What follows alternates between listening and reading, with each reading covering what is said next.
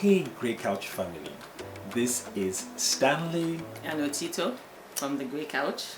coming to you live on the Grey Couch, and next week is Valentine's Day, and so happy Valentine's Day, dear. Same to you. All right. We felt that there was no better way to celebrate Valentine than to continue our intimacy conversations from last week. I'm just trying to clear my throat because we got a little too intimate. If you didn't see it last week, you want to go and check that out.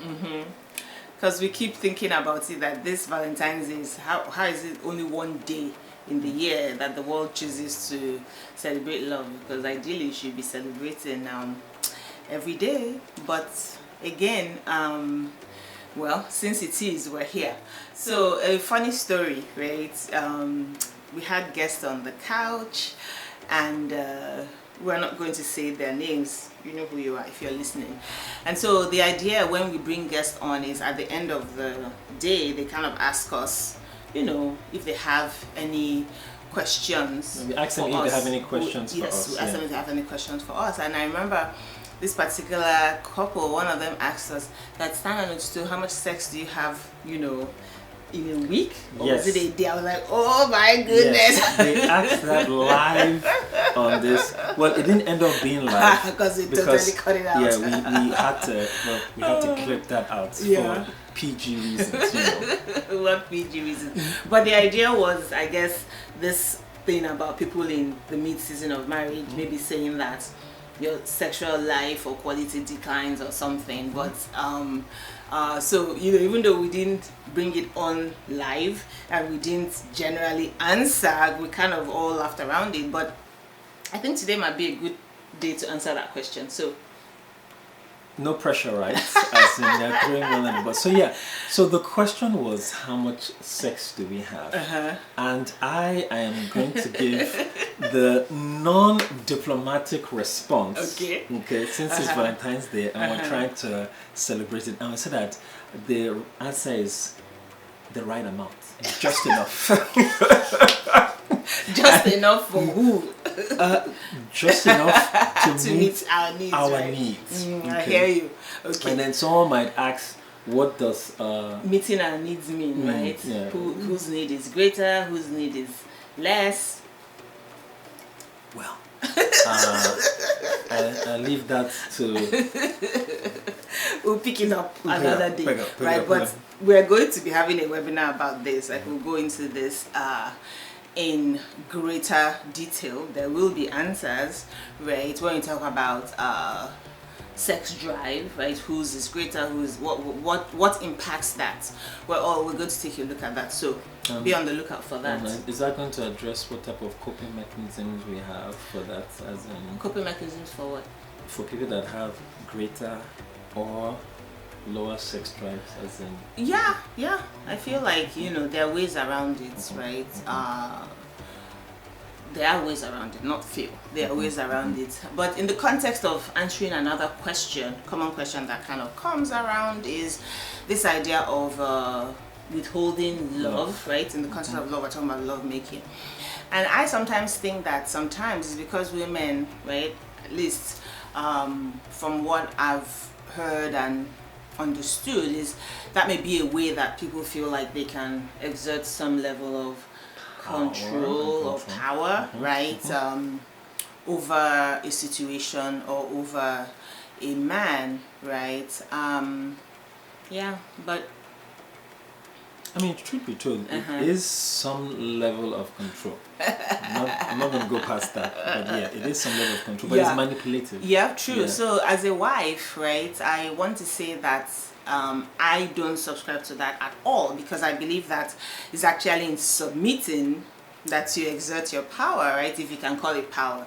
And by submitting, I mean whatever it is that is making you feel like this is the one thing that I have, like you can just lay you know, that down and not use sex as a negotiating tool, right? Well, what do you think? I know, at least for us, it's been 15 years, and we can say that there's only one instance, at least I can say, I hope I hope you're with me on this. But if you're not, you see, right? There's been only one instance of non-reciprocity, and that came from me. Sorry. But the truth is, you know, at that time, I don't even want to go back there. I was in such a, you know, what people would call a dark place emotionally and otherwise. And I wasn't even paying attention, right? I wasn't even cognizant of that. And that's how, you know, if you know Stan, you know he's a very, very patient guy, right? In that sense. Not in the sense of what we're talking about today, but generally, like he's the chill, laid-back person. So but was it the time when I told you that I didn't believe we'll ever go to bed with our backs turned to each other? Yes. So it took him reminding me to say, so do you know it's been like X number of weeks and I just never thought we'll get here. Like I've been waiting, but I need to say something, you know, about this. In the words of Bob Marley, I didn't want to wait in vain. Oh my goodness.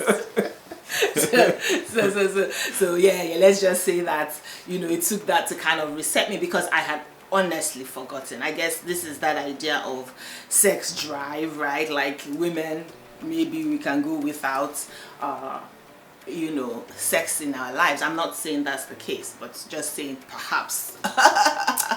So now I guess that's where intentionality comes in. Yeah, because you don't want to just drift off, right? And that's one thing I keep saying, that we humans can get used to a certain way of being. And that's when you kind of give rise to this idea of sexless marriages, because you just get used to the status quo, right? One person is maybe too embarrassed or too ashamed to ask for what they need, and you're waiting for the other person. This is not one area where you're waiting for the other person, or because I don't know. So someone might ask, it's been 15 years. Yes. You guys have kids. Are you trying to say this one time was the only time, and you guys, even during pregnancy, you didn't stop having sex? And I will answer the question and say, yeah. You didn't stop even while pregnancy. We found creative ways around it. Yeah. So if you are maybe there, you want to come to our webinar so that we can tell you more about those creative ways.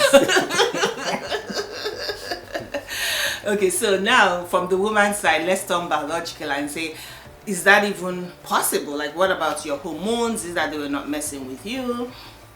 And they were, because I mean, trust me, I'm very hormonal, if I can use that word. Like that. But it wasn't the case, right? Because I kind of let it's a mind over matter kind of thing. And to be honest, because of the love that I had for Stan, I didn't want him to be a married celibate person just because of what was a temporary situation, condition and all that. But that's not to say now that you put yourself in harm's way, or because I know, you know, pregnancy can be very, very rough, you know, for women, for certain women. And, you know, it wasn't easy for me, but again, like we said, we found ways, right? So we're not saying put yourself in harm's way. I feel like for the man, this is the time it behooves you to kind of say, maybe this is not the right time for my baby or my babies.